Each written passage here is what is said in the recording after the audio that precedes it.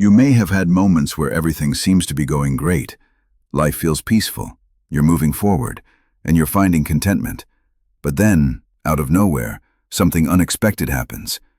It could be something as simple as a sound, a sight, or even a specific smell. And suddenly, a memory from your past, something traumatic, resurfaces. It's almost as if you've been jolted out of your peace, and for a moment, you're reminded of something deep and painful, something you thought you had already healed from. This experience might make you question your healing journey. You start wondering, how can I be sure I've truly healed? Or am I just suppressing these emotions, pretending everything's fine when it's not? The truth is, it can be difficult to distinguish between true healing and simply bottling up unresolved trauma. Our brains, in their attempt to protect us, often suppress the pain, hiding it from our conscious awareness. But how do you know if you've truly processed your emotions? In this video, we'll dive into 5 distinct signs that might indicate you're still holding on to unhealed trauma and not fully embracing the healing process you deserve. By the end, we'll provide some simple but powerful tips to help you begin your emotional healing journey. 1. Emotional numbness. One of the earliest signs that you might be bottling up your trauma is experiencing emotional numbness. When you're suppressing pain, it's easy to find yourself going through life on autopilot, doing things without truly feeling anything. You might feel disconnected from the world and from your emotions. It's as though you're walking through life in a fog. And even though you're physically present, emotionally, you might feel far away, like you're in a different world altogether. A study by Varel Health found that emotional numbing can make it incredibly difficult to form meaningful connections with others, or even enjoy activities you once loved. It's easy for individuals to write this feeling off as just a personality trait, saying things like, "Oh, I'm just an introvert," or "I prefer to be alone, that's who I am." However, this emotional detachment is more likely a symptom of unresolved trauma rather than a personality quirk. When someone has truly healed from their emotional wounds, they experience a deeper emotional connection with themselves and others. They can feel their emotions more deeply, allowing them to fully engage with life and its ups and downs. Someone who is healed can embrace their emotions, even the painful ones, without shutting them down or avoiding them. So, if you feel that constant detachment or numbness, it may be worth exploring what's going on beneath the surface. 2. Unexplained physical symptoms. Trauma doesn't just live in the mind, it has a way of infiltrating the body too.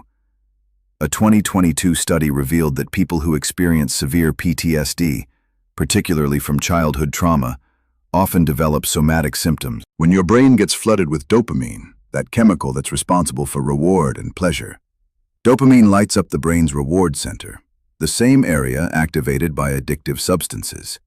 This rush of dopamine can cause your mind to fixate on the person, even if you have no intention of pursuing anything further. It's an instinctive reaction, hardwired into us to make us pay attention to things that might be important, even if we don't fully understand why. Stage 2. Idealization. Now you start imagining all sorts of scenarios. Your thoughts become increasingly sensual, and your mind drifts into daydreams. Even though you know, deep down, that these fantasies will likely never come to fruition, you can't stop yourself. You begin to idealize them, imagining them as perfect. They might have one attractive trait, maybe their smile or their charm, and you blow it out of proportion. You start to believe that if they're attractive in one way, they must be perfect in other ways too. This is known as the halo effect, where one positive trait leads you to assume that the person has other desirable qualities. In reality, this is all in your head. Your brain is simply trying to create a connection, and it uses whatever means necessary to increase the chances of intimacy. So, you ignore any potential flaws or red flags. It's not logical, it's primal and chemical. Your brain is making you believe that you're forming a connection, even if it's based solely on superficial qualities. Stage 3. Obsession. At this point, things begin to escalate. You start thinking about them constantly. You check their social media profiles, wonder what they're doing, and wish you could get closer to them. But this isn't love, it's dopamine, and it's addictive. Your brain is hooked on the rush it gets when you think about them. This is where obsession sets in. You're not just attracted to them, you're fixated on them. It's like your brain can't get enough, and the more you crave contact, the more you want to know about them. This isn't unique to attraction. Obsessive thinking is a well-known pattern in addiction and obsessive-compulsive disorder, OCD. Dr. Helen Fisher, a biological anthropologist, explains how dopamine plays a central role in both romantic attraction and obsession, activating the same brain pathways involved in addiction. Dr. Jeffrey Schwartz, a psychiatrist, adds that imbalances in neurotransmitters like dopamine and serotonin can cause the brain to get stuck on certain thoughts and behaviors. This obsessive thinking is exactly what happens when you're intensely attracted to someone, even if it's not healthy. Stage 4. Fantasy and projection. By now, your fantasies have taken on a life of their own. It's not just about how attractive they are anymore. Your thoughts have become more vivid and intense. You start imagining sexual scenarios that go far beyond anything realistic. The fantasies grow wilder, more extreme, and more vivid as time passes. You may even start to believe that they would feel the same way if the opportunity ever arose. But here's the catch. You're not actually seeing them for who they are. Instead, you're projecting your own desires and fantasies onto them. This is where lust takes over, especially if there's someone you'll never have access to, like a celebrity or a person who's already in a relationship. You might even start fantasizing about sexual experiences that are entirely out of reach. But that's the thing. These fantasies aren't about them at all. They're about what you want them to be. Freud once explained that we often project our unmet desires and needs onto others, and research supports this idea. The brain fills in the gaps with fantasies of sexual satisfaction, often ignoring the reality of the person you're attracted to. At this stage, the obsession isn't about romance. It's about fulfilling that raw sexual desire, even if there's no chance of a real relationship. Stage 5. Emotional frustration. The next stage is where reality starts to set in. You've developed these intense sexual feelings, but then you realize that the object of your desire is completely out of reach. Maybe they're a celebrity, or maybe they're in a committed relationship.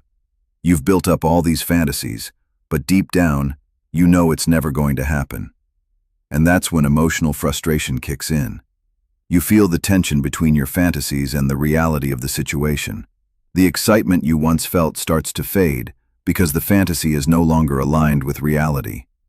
Research shows that when we fixate on someone who is unavailable, our brain's reward system continues to fire, but it becomes less satisfying over time.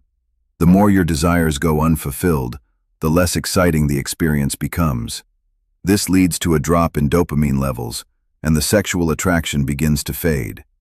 Stage 6. Withdrawal. By now, you may begin to detach, either by choice or because you're just emotionally worn out. This detachment can bring feelings of embarrassment, confusion, or sadness, but it's also a sign that your nervous system is returning to balance. Research by Dr. Pankap suggests that our brains naturally work to restore equilibrium when we go through emotional distress. This withdrawal phase is just a part of that process. It might feel uncomfortable at first, but it's ultimately a healthy step toward emotional regulation. Stage 7. Clarity. As the fog begins to lift, you start seeing things more clearly. You might realize that the attraction was never really about them. It was about something inside of you. Maybe it was loneliness, curiosity, or a desire for escapism. Understanding this brings insight. Research suggests that we often project our unmet emotional needs onto others, especially during times of vulnerability. Once you recognize your emotional needs, you'll have more clarity about what you're really seeking. This stage offers valuable insights into your emotional landscape, helping you understand what you're truly searching for, whether that's love, companionship, or something else entirely. Stage 8. Integration. Finally, you arrive at integration, where you reclaim your power. At this point, you've gained insight into the impulse without being controlled by it. You realize that lust is a completely natural human response, and there's no shame in feeling it. The difference is that now, you're not letting it run the show. Understanding the stages of sexual attraction helps you ride the wave instead of getting swept under it. Lust might be loud and overpowering, but it doesn't have to define you.